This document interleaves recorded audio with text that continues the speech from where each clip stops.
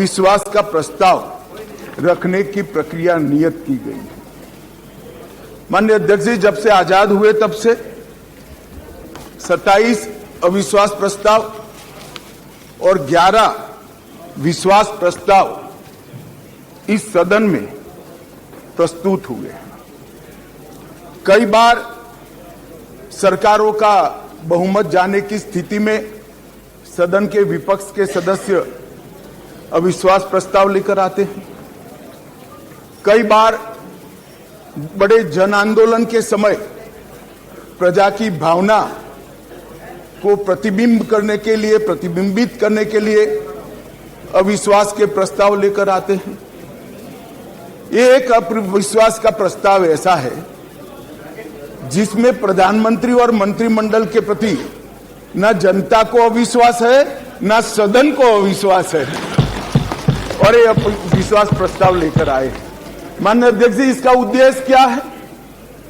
इसका उद्देश्य जनता में भ्रांति खड़ी करने का उद्देश्य। मैं उनको इतना ही कहना चाहता हूं कि भाई, अविश्वास प्रस्ताव जब आप लेकर आते हो तो इस पर जो चर्चा होती है वो चर्चा में सरकार के विरोध में कुछ मुद्दे तो रख देते हैं।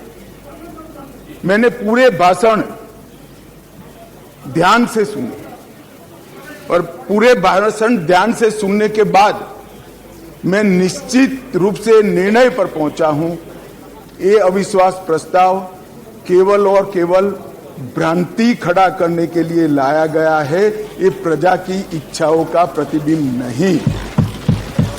अल्पमत का तो सवाल ही नहीं है।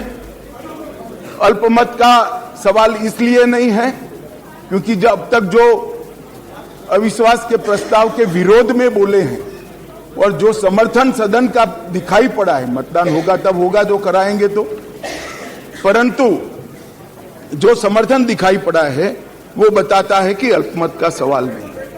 और जनता में भी विश्वास है मान्यवर।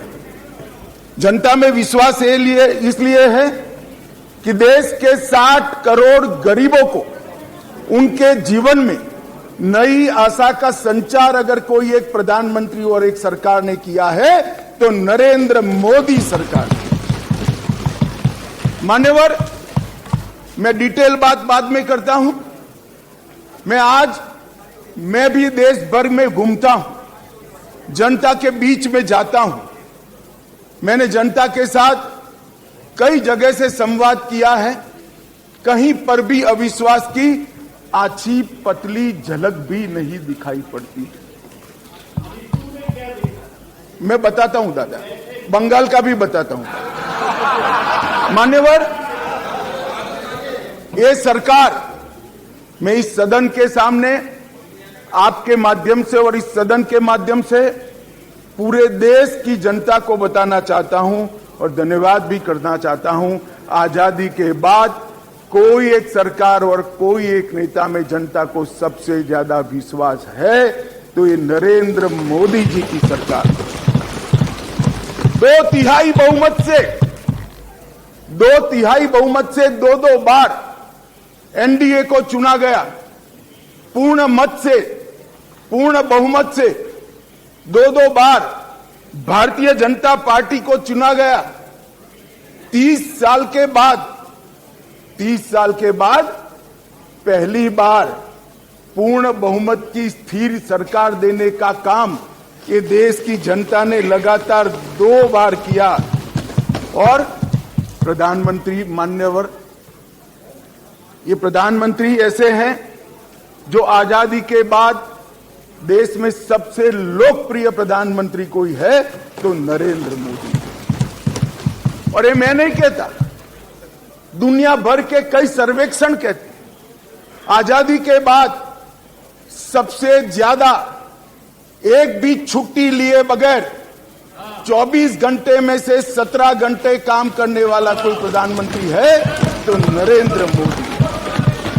मान्यवर, आजादी के बाद देश के हर राज्य में सबसे ज्यादा किलोमीटर और सबसे ज्यादा दिन प्रवास करने वाला कोई प्रधानमंत्री है तो नरेंद्र मोदी। मान्यवर, कोई सरकारें कई सालों तक चलती है, कई सालों तक चलती है। कांग्रेस पार्टी की सरकार 35 साल तक अक्षुण्ण रूप से चली, कई सालों तक चलते हैं। तब 2, 3, 4 निर्णय ऐसे होते हैं जिसको युगों तक याद किया जाता है। माननीय नरेंद्र मोदी सरकार 9 साल हुए, 9 साल में 50 से ज्यादा फैसले ऐसे हैं जो युगांतकारी फैसले हैं, जो इतिहास के अंदर स्वर्ण अक्षरों से मंडित। मान्यवर, आज 9 अगस्त का दिन है। 9 अगस्त के दिन महात्मा गांधी ने हमारे आजादी के आंदोलन के एक नए अध्याय की शुरुआत की थी। एक उन्होंने नारा दिया था, अंग्रेजों भारत छोड़ो, क्विट इंडिया का नारा दिया था।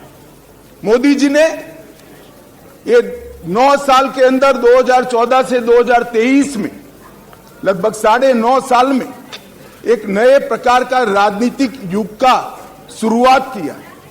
मान्यवर, लगभग 30 साल से इस देश की राजनीति भ्रष्टाचार, परिवारवाद और तुष्टीकरण के नासूर से ग्रसित रही। सारे के सारे जनादेश, कोई भी चुनावी विजय पराजय के आंकड़ों के एनालिसिस करने वाले पंडित सारे जय पराजय को देख ले। मोदी जी के 2014 के विजय के पहले सारे जय पराजय या तो भ्रष्टाचार से प्रभावित थे, भ्रष्टाचार किया इसको हटाने के लिए आए, या तो परिवारवाद से प्रभावित थे, परिवारवाद के पीछे जातिवाद का एक अनवरत संतान भी होता है, और तुष्टीकरण से प्रभावित जनादेश थे। भारतीय लोकतंत्र को ये 3 नासुरों ने घेर लिया था। नरेंद्र मोदी जी ने भ्रष्टाचार, परिवारवाद और तुष्टीकरण को हटाकर पॉलिटिक्स ऑफ परफॉर्मेंस को तरजीह दी, और आज विकास जनता के फैसलों का निर्णय करता है। मगर फिर भी कहीं कहीं दूर तक भ्रष्टाचार भी बैठा है, बच गया है, परिवारवाद तो दिखाई ही पड़ता है, और तुष्टीकरण की राजनीति भी चलती है। इसलिए मोदी जी ने आज नारा दिया है, भ्रष्टाचार क्विट इंडिया, परिवारवाद क्विट इंडिया, तुष्टीकरण क्विट इंडिया। मान्यवर, अगर भ्रष्टाचार, परिवारवाद और तुष्टीकरण एक क्विट इंडिया अगर कर लेते हैं, तो इस देश की राजनीति में मोदी जी ने 2014 से एक नए युग की शुरुआत करी है, विकास के युग की। वो हमारे स्वतंत्रता सेनानियों की कल्पना के भारत की निर्मित 2047 के बहुत साल पहले कर देगी, इसका मुझे पूरा विश्वास है। मान्यवर,